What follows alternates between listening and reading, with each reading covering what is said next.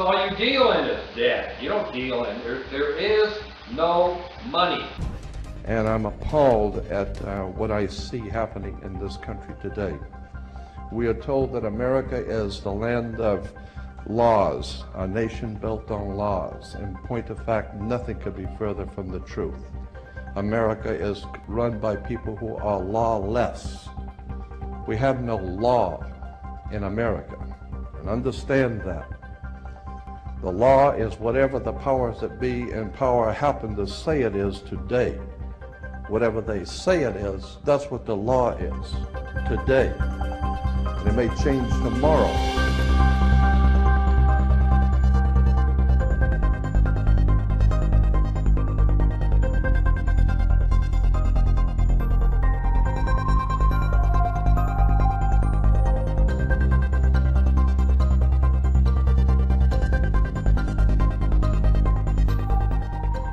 Of the people or the corporate United States?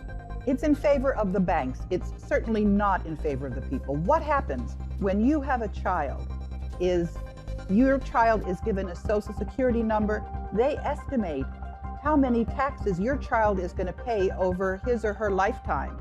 And they take that birth certificate and they issue it on the capital markets and they earn money on it.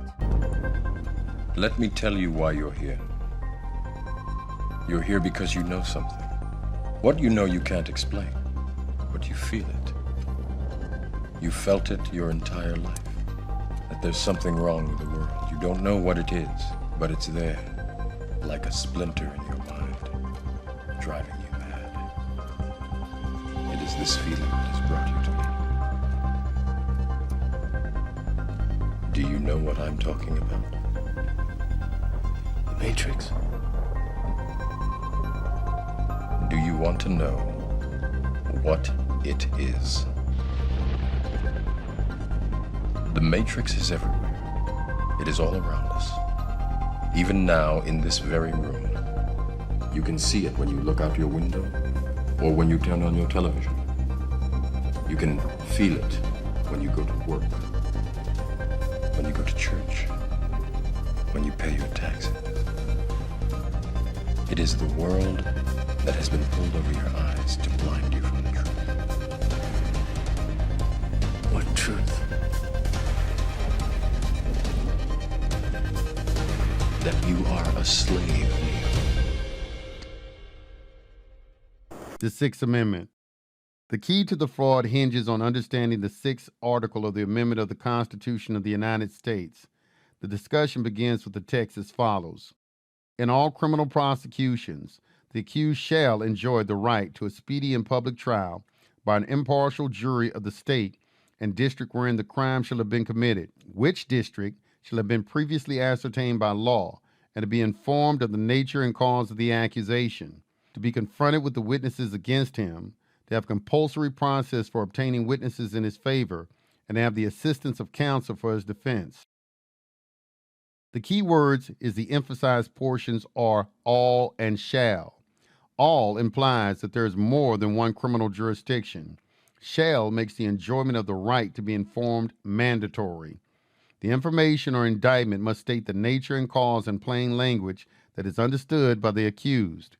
Many victims accused of offenses against the state or United States have found themselves in prison and all their assets forfeited for lack of understanding of the nature and cause of the accusation. In the classic document, Common Law Abatement by Don Quixote in the School of Law, Juris Doctorate, he shed some light on how the nature of the action was hidden from the public. The state legislature cannot vest a court with authority that has not been delegated to it by the people via the Constitution of the state. They cannot create a new nature of action out of thin air. Later on, when the constitutions of the several states were amended to recognize and administrate corporations, a separate court was established, and the action was in the nature of administrative. Live people could not be brought into administrative courts, as the only matter at issue was a breach of corporate charter by an artificial person. Somewhere along the line, the announcement in the complaint of the nature of the action was lost. The attorneys all got together and decided that it would be much simpler for them if there were only one form of action. So today, there's no disclosure of the nature of the action, unless one demands to know the nature and cause of the accusation by using a demand for a bill of particulars. And today's legal term is bill of particulars. This is factual detail submitted by a party upon request that further explains or clarifies the charges or allegations in a case.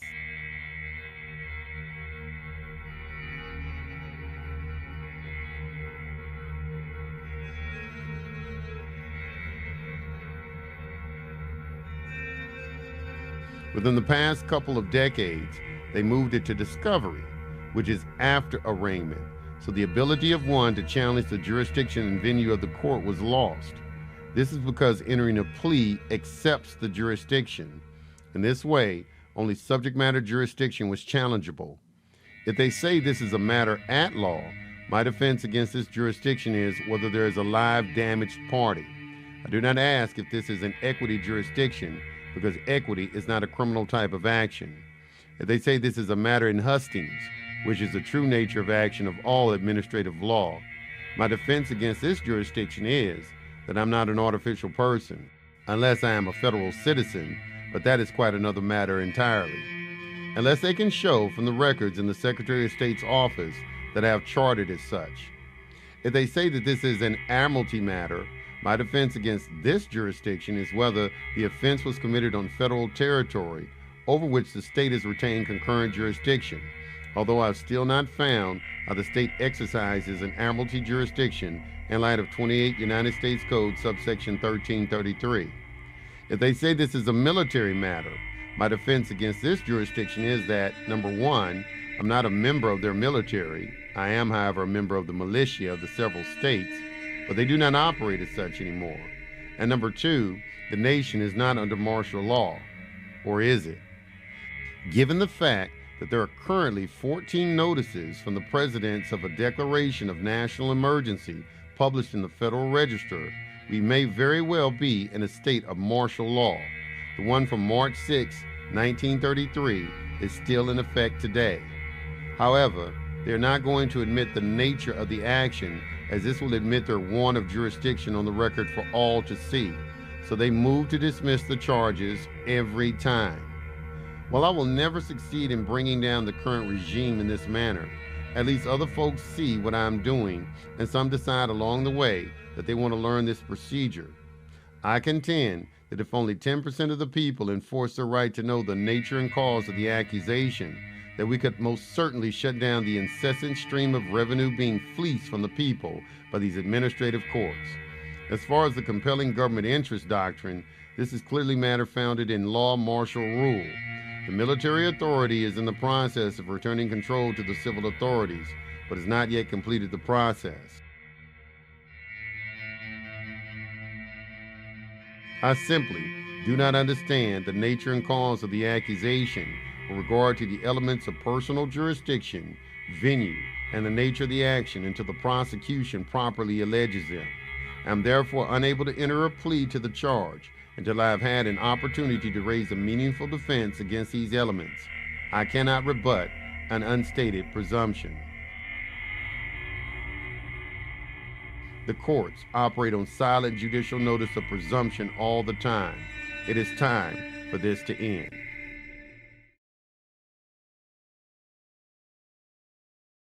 The Supreme Court has held there are no common law offenses against the United States, only those acts which Congress has forbidden, with penalties for disobedience of its command, are crimes.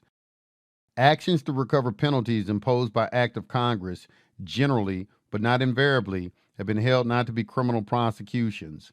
Oceanic Navigation Company versus Stranham. Hepner versus United States versus Reagan.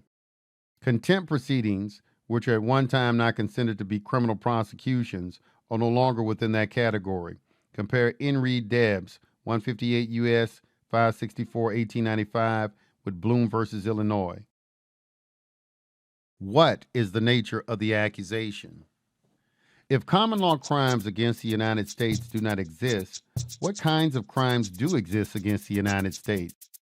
Article 3, Section 2 provides for 4 different jurisdictions: law, equity, admiralty, and maritime.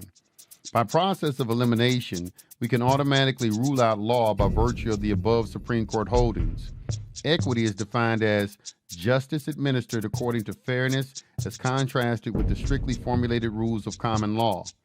The term equity denotes the spirit and habit of fairness, justice, and right dealing with which regulate the intercourse of men with men.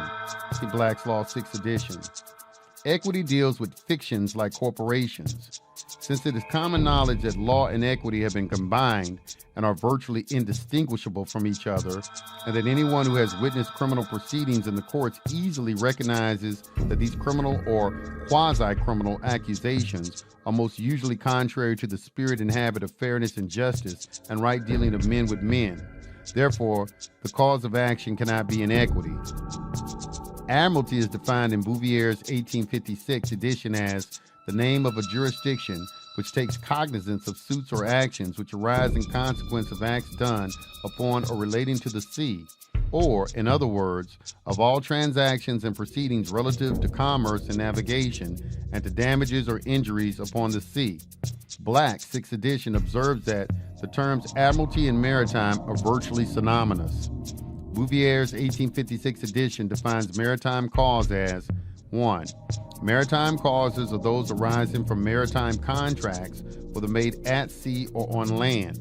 That is, such as relate to the commerce, business, or navigation of the sea, as charter parties, affreightments, marine loans, apothecations, contracts for maritime service and building, repairing, supplying, and navigating ships, contracts and quasi-contracts respecting averages, contributions, and jettisons, contracts relating to maritime insurance, and those between owners of ships.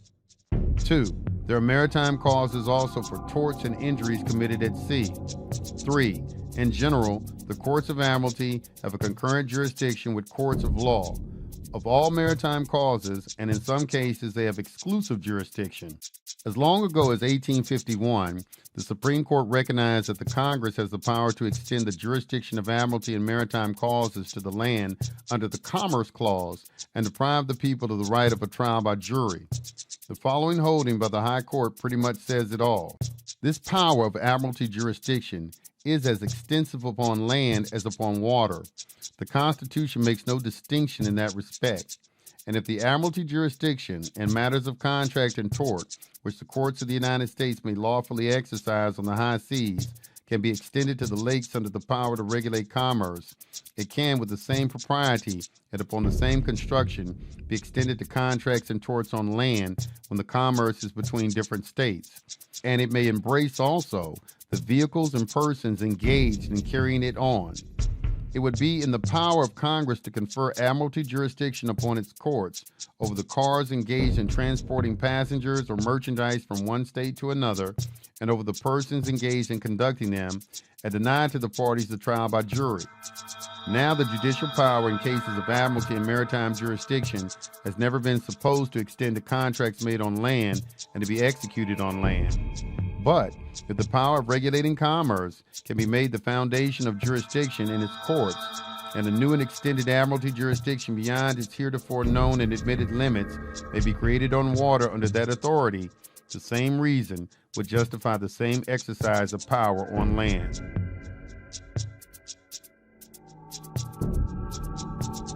The very next year, in 1852, the Supreme Court warned that this admiralty or maritime threat to liberty was encroaching on the land and morphing itself in an air-breathing creature, just as a harmless tadpole transforms itself into a frog. And this is a really ugly frog.